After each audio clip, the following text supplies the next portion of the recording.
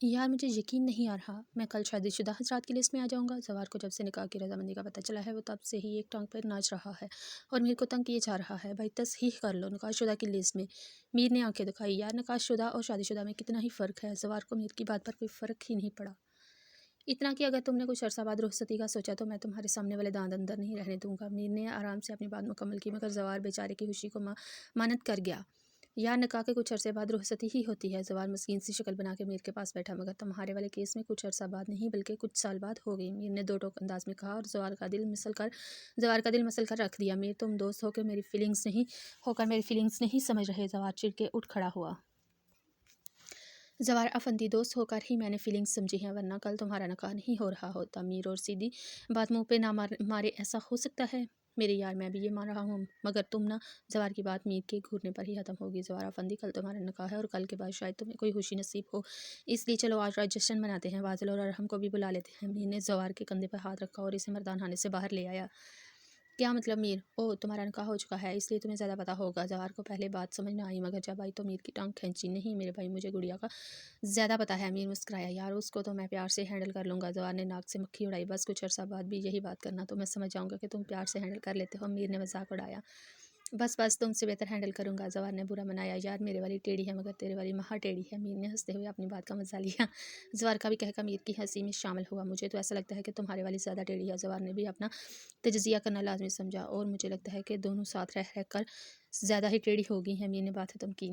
ये बात तो 100% दुरुस्त की है तूने मेरे दोस्त। ज़वार ने मीर के कंधे पर हाथ मारा और जल्दी से भागा, क्योंकि बाई चांस हाथ कुछ ज़्यादा ही ज़ोर का पड़ गया था। मेहंदी का फंक्शन ख़त्म हो चुका था जब हानि को रूम में बुला के अम्मा जान ने इसके निकाह की खबर सुनाई और साथ कहा कि वो मेंटली तैयार है। ज़वार की छोटी सी फरमाइश पर यह बात राज रखी गई कि इसका निकाह किससे हो रहा है। बस इसको इतना बताया गया कि कल उसका निकाह होना है। हाना बेचान होते कदमों के साथ अपने रूम में आई और सोफे पर डैसी गई। परियम ने अभी अभी अपने रोने का सेशन ख़त्म किया था और सोने की कोशिश कर रही थी, मगर दिमाग बार बार सोनी और मीर की ही तरफ जा रहा था। हानि को इस तरह सोफे पर गिरता देखकर परी ने दिल पे हाथ रखा और बिस्तर से निकलकर हानि के पास पहुंची। हानि क्या हुआ है बाहर?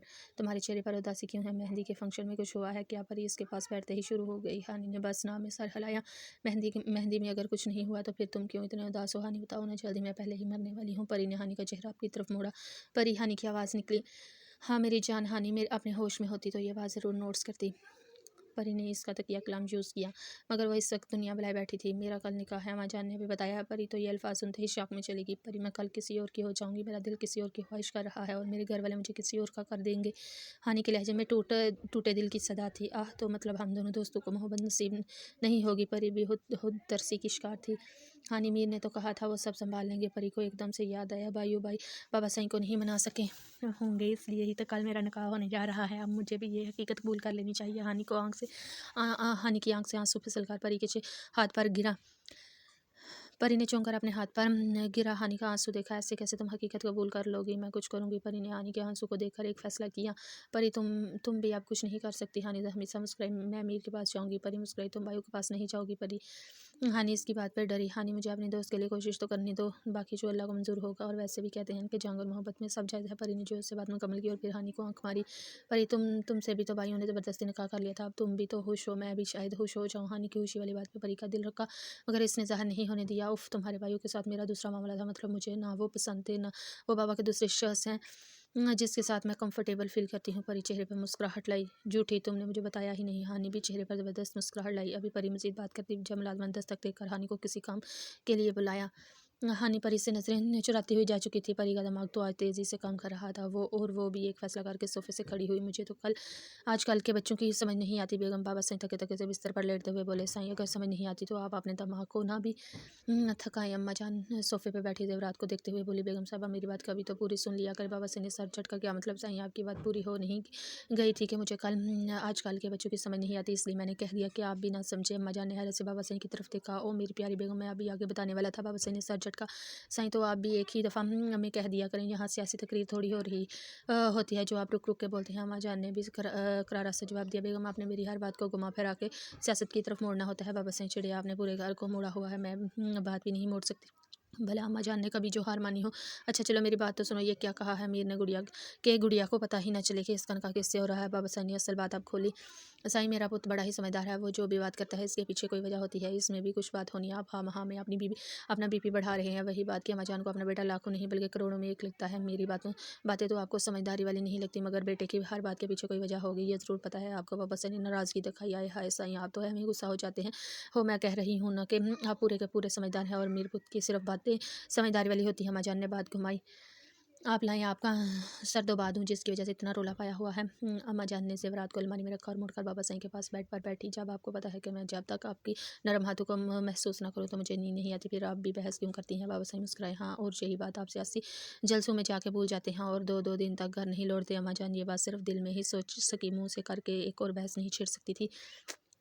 मैं ज़हनी आदी हूँ तेरा मेरी जान, बात अब सिर्फ मोहब्बत की नहीं। मीर रात के काम से फ़ारग होकर अपने रूम में सोने आया, क्योंकि उसे अपने रूम के अलावा दूसरी जगह पे बहुत कम नींद आती थी, इसलिए वो सब कामों से फ़ारग होकर अपने रूम में आया। रूम में दाखिल होते ही उसको झटका लगा, क्योंकि सामने परी सोफ़े पर बैठी बैठी नींद में जूझ रही थी।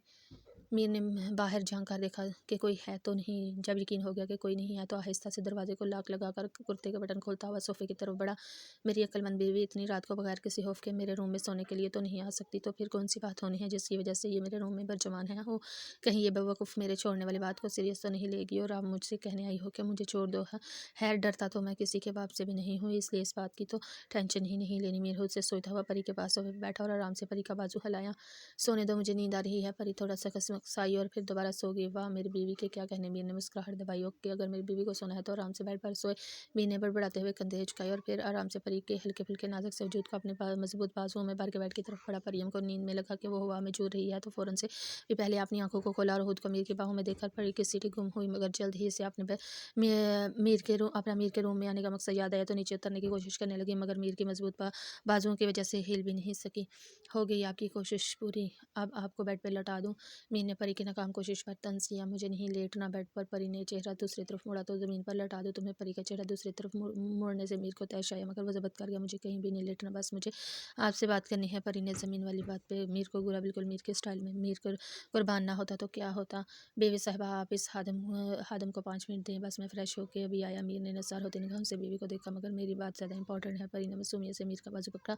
जाना तो पूरी रात आपकी इंपॉर्टेंट बात के लिए जाग लेंगे। मीर का सारा ज़ोर इम्पोर्टेंट पर ही था। मैं बस यूँ गया और यूँ आया। मीर ने चुटकी बजाई और परी के माथे को प्यार से चूमकर वाशरूम की तरफ गया। परी ने आंखें बंद करके मीर के एहसास को अपने अंदर जज़ब किया। मैं किस तरह से बताऊंगी? परी अब असल बात को सोचकर परेशान हुई। मीर परी की वजह से 5 मिनट से भी पहले फ्रेश होकर बनियान ट्राउज़र में वापस आया। परी ने जब मीर का हुलिया देखा तो जल्दी से करवट चेंज की। परी आहिस्ता से चीखी। मीर, परी आहिस्ता से चीखी। क्या हुआ? परी बालों में कंघा करते हुए मीर की आंखों में शरारत साफ देखी जा सकती थी। आप ना पहले ड्रेस चेंज करके आई? परी मनमनाई। बीवी साहबा, ड्रेस चेंज करके ही तो आया हूँ। मीर ने बेड पर लेट के परी को अपनी तरफ खींचा। क्या कर रहे हैं मीर? परी की नाराज़गी इस वक्त शायद गायब थी।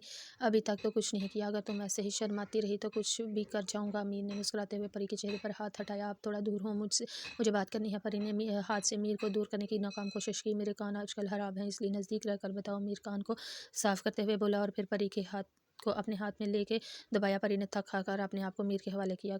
कल हनी का निकाह है और ये मैं नहीं होने दूंगी। परी ने गहरा सांस लेकर नडर अंदाज में बोली।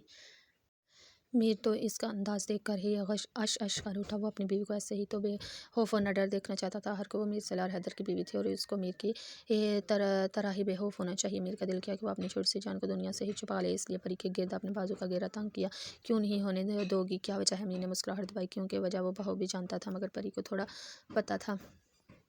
क्योंकि परी बताते बताते रुकी, क्योंकि उसे एकदम ही मीर का गुस्सा याद आ गया, इसलिए जवार को बताते हुए हिचकिचाई। जवार का बताते हुए हिचकिचाई। हर को वो मीर का दोस्त था और मीर पता नहीं कैसे रिएक्ट करेगा। आप गुस्सा तो नहीं करेंगे? परी ने बात घुमाई। जाना, पहले कभी गुस्सा किया है? मीर ने अल्लाह माफ़, जिंदगी का सबसे बड़ा झूठ बोला था। कुछ घंटों पहले किसने गुस्सा किया था? परी ने हाथ खींचकर मीर के सीने पे मारा। अमीर ने खसिया कर बालों में हाथ फेरा, क्योंकि परी की बात तो 100% दुरुस्त थी, इसलिए कोई बात बन ही नहीं सकी। तुमने बात ही ऐसी की थी कि गुस्सा आ गया। मीर को भी इसकी बात याद आई। आपने कहा था कि आप मुझे छोड़ देंगे और मैं इसकी वजह से कितना रोई हूँ। आपको पता है? परी की आंख में आप भी आंसू नजर आ रहे थे। सॉरी मेरी जान, आई एम सॉरी। मैं भला अपनी जान को छोड़ सकता हूँ? मीर को शर्मिंदगी हुई, इसलिए तो बेहतर होकर इसकी आंखों को चूमने लगा और फिर जोर से परी को अपने बाजुओं में बेंचा।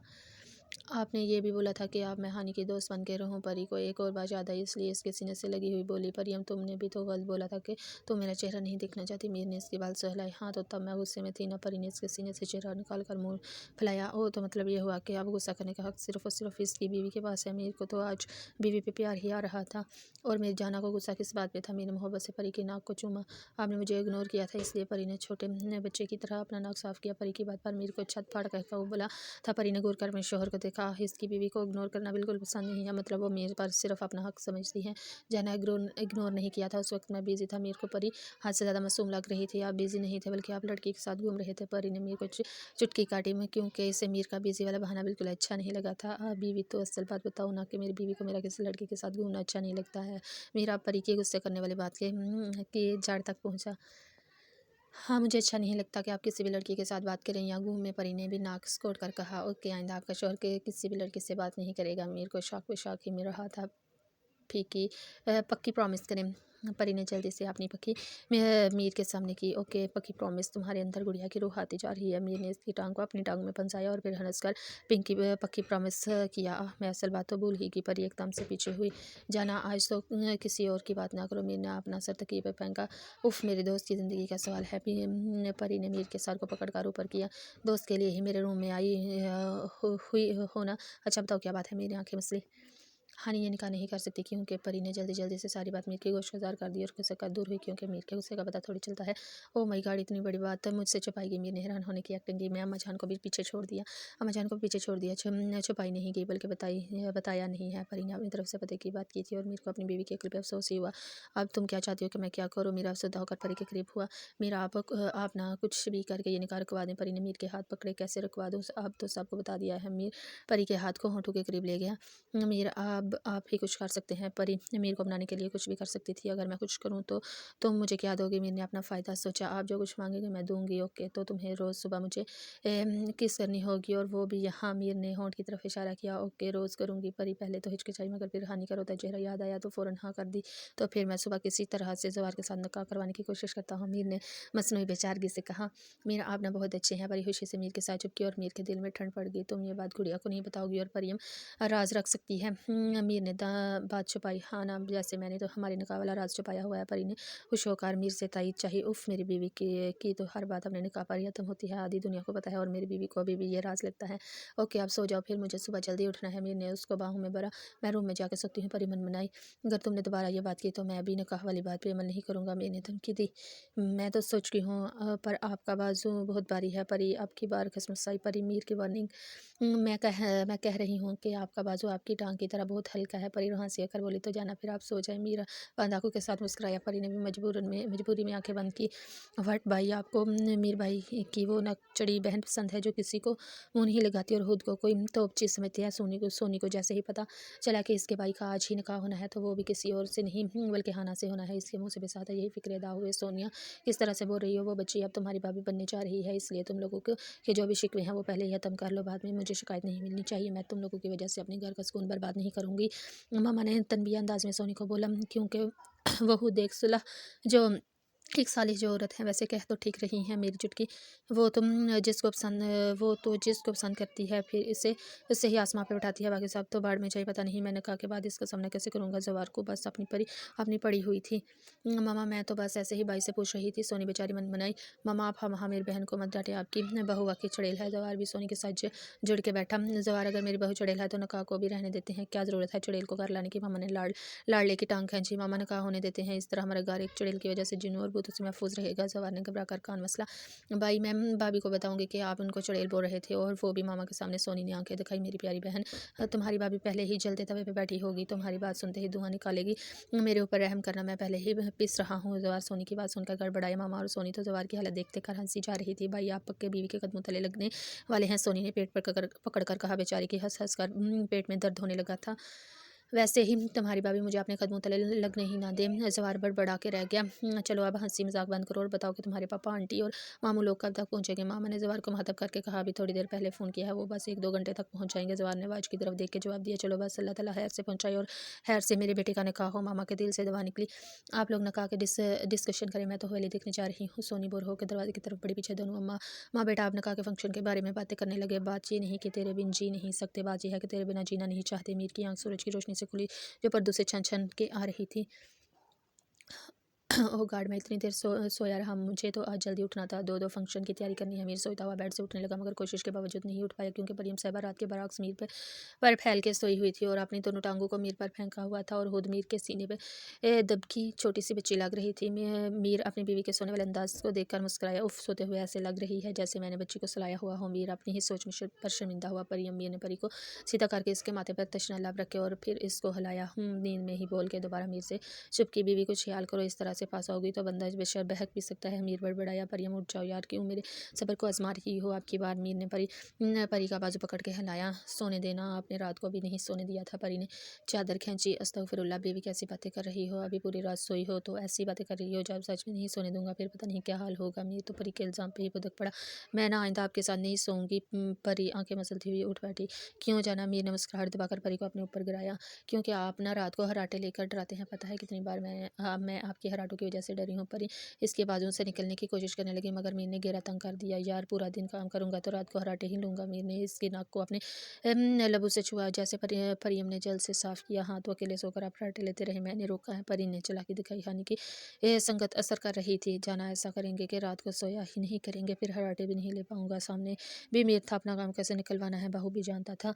फिर रात को क्या करेंगे, परी ने मासूमियत से पूछा। फिलहाल तो आप फ्रेश हूँ, जब वक्त आएगा तो बता दूंगा कि क्या करेंगे। मीर ने बात टाली क्योंकि वो वक्त से पहले परी की मासूमियत खत्म नहीं कर सकता था।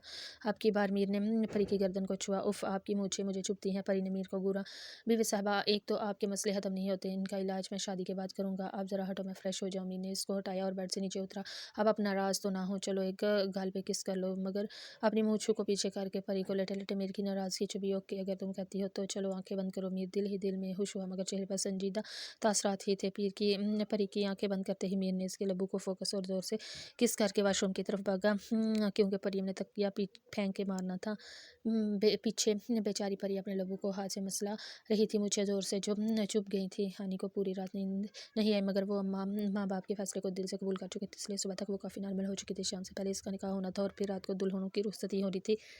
समामा और रुमैसा दोनों ने ही इसे बहुत तंग किया और मुंह पर मुस्कान सजाए बैठी रही। हवेली में सभी खुश थे सिवाय इसके। वो भी कल तक खुशी ही खुशी थी मगर ज़्यादा देर तक नहीं थी। परियम आहिस्ता से दरवाज़ा खोलकर अंदर दाल हुई। वो हानि को बताना चाहती थी कि उसका नकाह ज़वारा फंदी से हो रहा है मगर मीर की वार्निंग इसको बताने से मना कर दिया। मीर ने अपने रूम में आने से पहले बता दिया था कि हानि का निकाह अब ज़वार से होगा और इससे सबसे बात कर ली है और ये भी खींच खींच के बताया कि इससे ज़्यादा मिन्नतें की हैं और बड़ी मुश्किलों से माने हैं। परीम बेचारी मासूम ये पूछ ही नहीं सकी कि रात को तो मीर सो गया था, फिर वो किस वक्त जाके घर वालों को मिन्नतें करके आया था।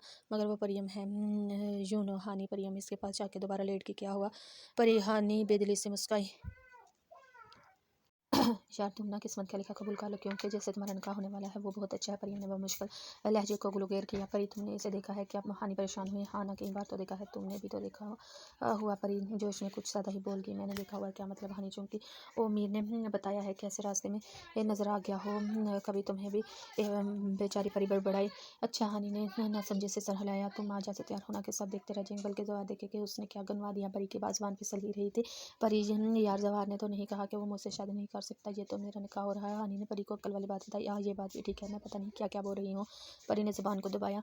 ओके, तुम थोड़ी देर तक आराम करो, मैं अपना ड्रेस सेलेक्ट कर लूँ कि तुम्हारे निकाह के वक्त कौन सा पहनूँ। आखिर को मेरी अकलौती दोस्त का निकाह है। परी खुशी से उठकर कबट की तरफ बढ़ी। हानि अजीब नजरों से परी को देखने लगी जैसे समझने की कोशिश कर रही हो कि आखिर को इसकी दोस्त इतनी खुश क्यों है। हानि का निकाह भी ज़बरदस्ती हो रहा है, वो खुश भी नहीं है और फिर भी इसकी दोस्त इतनी खुश तो गड़बड़ है जिसे हानि समझ नहीं पा रही। सोनी हवेली को देखते देखते मर्दान हानि की जानब मुड़ गई। वो सताइशी नजरों से हवेली को देख रही थी। जब मर्दान मैदान आने से करमदाद आता हुआ दिखाई दिया। करमदाद ने सोनी को जब इसे एरिया में देखा तो चोर नजरों से इधर उधर देखता सोनी के पास पहुंचा। आप इधर क्या कर रही हैं? करमदाद इसके पास पहुंचकर बोला। सोनी ने जब दाद की आवाज़ सुनी तो आंखों में चमक सी उतरी और मुड़कर दाद को देखा।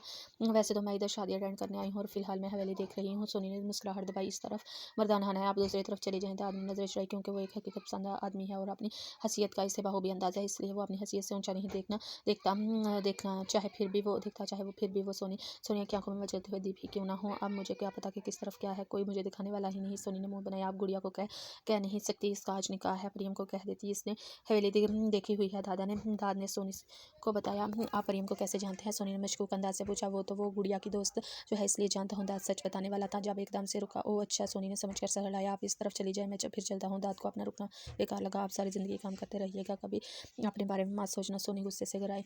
वक्त आने पर अपने बारे में भी सोच लूंगा, आप फिक्र ना करे। दाद देखे बगैर ही जवाब दे के चला गया। मेरे दिल को भी इस बंदे की चाह होनी चाहिए जो कभी भी मेरा नहीं हो सकता। सोनी गुस्से से बड़बड़ाते हुए मुझे दिल के साथ हवेली के अंदर जाने वाले रास्ते पे मुड़ी।